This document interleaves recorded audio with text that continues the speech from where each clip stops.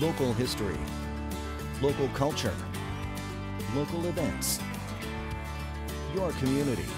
This is the Joe Kelly Show. Hi there, everybody. Welcome to the show. Thanks for joining us. We are at CABVI on Elizabeth Street, their new facility. We're right across the street from their old facility on Kent Street.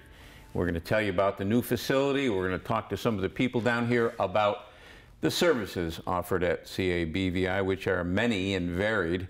And we're going to do that with Steve Gannon, who is Vice President of Development and Communication. Yeah. And Steve, first of all, thanks for joining us. Oh, my pleasure. Yeah. And secondly, what a beautiful building. Yeah, isn't this something? Yeah. We started work on this. Actually, it came out of the board of directors had a strategic planning meeting in 2015, 2016.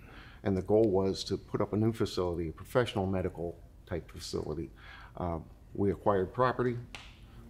Determined how much it was going to Didn't cost. there used to be a garage on this property? Yeah, Johnston's Auto Body sat right about here, and Yeah. then Utica Hydromatic sat right about there. Yep, I remember. And we purchased both properties and cleared the area. That started in 2017. 2018 was when we really started to turn dirt.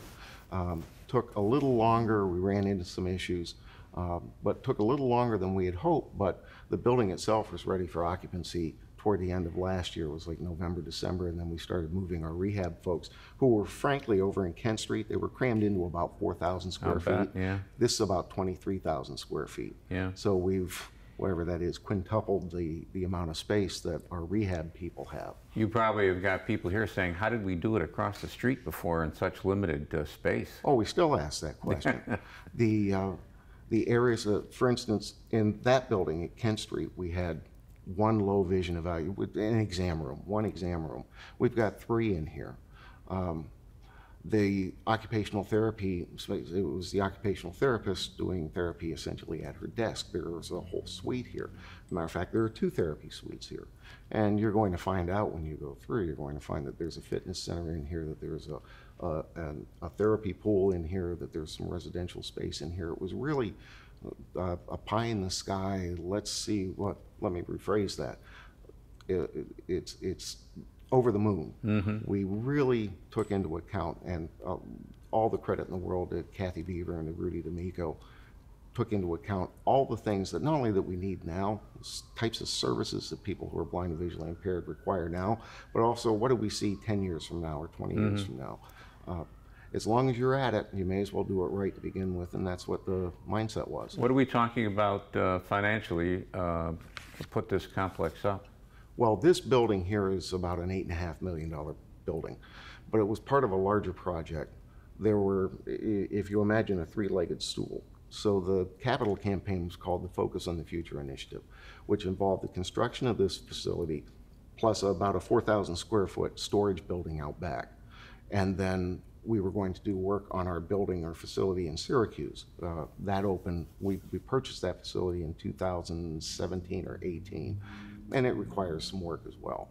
So there's Syracuse, and then once these 2 projects are completed, well, this one is completed. When Syracuse is completed, then we're going to set about renovating our administrative building, which is the traditional building, 507 Kent Street, right across the street from where we are now. And that's probably going to take another year or 2. So when it's all said and done, it's going to wind up being somewhere in the neighborhood of a 5 or 6 year project. The old 507 Kent Street, whenever anybody mentioned that building to me, I think of GE Radio Receiver, which was in that building way back in the day. Well, we used to have volunteers that would come in and help out putting together mailings that actually worked in that building. Yeah. You remember working in that building. Yeah. Plus, there were a couple of car dealerships that were in there at one time, and then some sort of a mini mall type of, you know, small stores in one place location. I'm looking at this wall, Rudy and Ann D'Amico Wall of Honor, and it's very unique. And I know you told me I can't read Braille. Can you read Braille? I can't read it, but I can kind of tell you what it says. See, Okay. each of the dots that are on that wall represent a Braille letter. So probably within the shot you can see your, Y-O-U-R, and then the Braille dots themselves spell out your. So our motto is live your vision.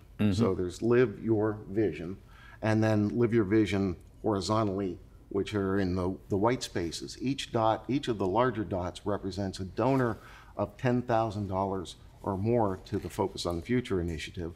And live your vision is spelled out by 44 Braille dots, and we had 44 $10,000 or better donors, so that fit quite nicely. Nice. The smaller Braille dots are donors of $1,000 to $9,999. And as you can see, we had a lot of those, almost 88. And then a lot of small donors. People just, the community couldn't have been more generous. It was a $14.1 million campaign. We raised about $14.7 million. That was a combination of agency equity, public financing, and then the fundraising campaign. And from the fundraising campaign itself, we raised about $7.1 million toward the overall 14.1. Now we ought to tell people who Rudy and Ann D'Amico are. Well, Rudy, Ann is Rudy's wife. Rudy was the president and CEO of CABB from 2008 until his retirement just last year, last November, as a matter of fact.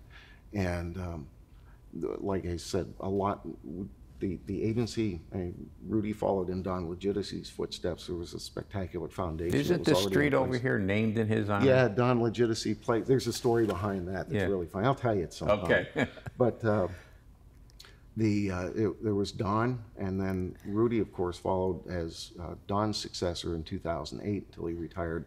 His final day, I believe, was November 4th of last year. And we wanted to do something really enlightening for Rudy, so that people would walk in and it would jump out at you. So Rudy being Rudy, he would never have agreed to something like that. So we suggested to the board of directors to pass a resolution at the annual meeting, so he had no say over it. Yeah. So it was the Rudy and Ann D'Amico, and I remember telling Ann about this, and she said, "Oh, my name's going on it too." It's like, of course. You know, she was a fundraiser for you, was she not? Ann was the chairperson of one of our special events, and she was terrific at it. Just, she's so sweet. Yeah. Now, they certainly have been dedicated to this organization for a great long while. Rudy's involvement goes back into the mid-1980s. Yeah. So he was a volunteer, then he was an employee, then he was the president and CEO, and now he's an ambassador. Talking about somebody with a long time involvement, that reminds me of Kathy Beaver, and we're going to be talking to her on the next segment. She's going to give us a little bit of a tour around the facility. We're going to take a short break, but then we're coming right back. Stick with us, everybody.